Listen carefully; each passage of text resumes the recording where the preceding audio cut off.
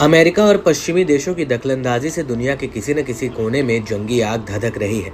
रूस यूक्रेन युद्ध हो या फिर मिडिल ईस्ट में जारी सैन्य संघर्ष, वहीं उत्तर दक्षिण कोरिया के बीच की दुश्मनी में भी अमेरिका का बराबर हाथ रहा है। ऐसे में अमेरिका और उसके सहयोगी देशों के खिलाफ धीरे धीरे कई देश एकजुट हो रहे हैं। इसमें रूस, ईरान, उत्तर कोरिया सबसे आगे है।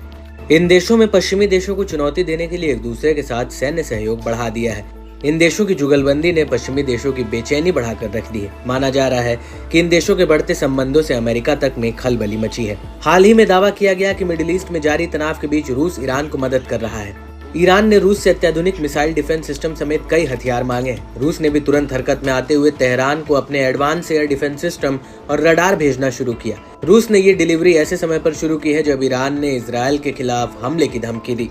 माना जा रहा है कि रूस चुपके से तेहरान को शक्तिशाली S-400 की सप्लाई भी कर रहा है। बीते दिनों रूसी सुरक्षा परिषद के सचिव सर्जेई शोइगु तेहरान दौरे पर थे। ईरान और रूस की बढ़ती नजदीकियों से पश्चिमी खेमे में हलचल दिखाई दी। शोइगु ने ईरानी राष्ट्रपति मसूद पेजेश्कियन से मुलाकात की थी। दावा है कि रूस अपने जंगी बेड़े से Iskander missile system, Su-35 fighter jet, Murmansk BN electronic warfare समेत कई खतरनाक हथियार दे रहा है।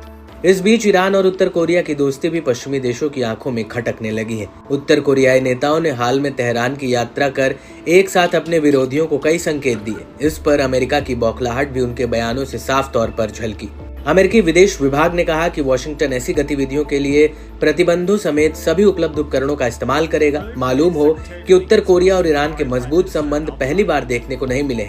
साल 1980 के दौर में भी दोनों देश महत्वपूर्ण साझेदार रह चुके हैं।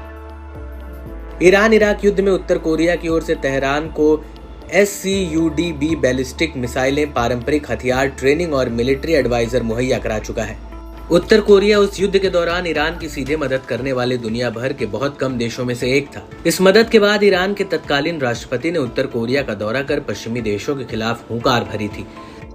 अली खामेनेई ने कहा था कि यदि बड़े देश प्रगतिशील देशों को धमकी देते हैं तो प्रगतिशील देशों को बदले में उन्हें धमकी देनी चाहिए। आपने कोरिया में साबित कर दिया कि आपके पास शक्ति है अमेरिका का सामना करने के लिए।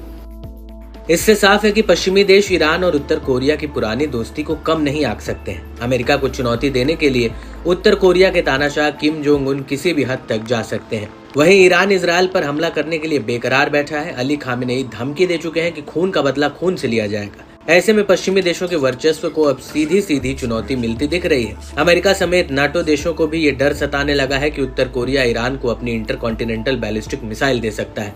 माना जा रहा है कि ईरान को मिसाइलें देकर उत्तर कोरिया अपनी मिसाइलों की लाइव टेस्टिंग कर रहा है कि वह पश्चिमी देशों के डिफेंस सिस्टम से बचकर तबाही मचान पाती है या नहीं।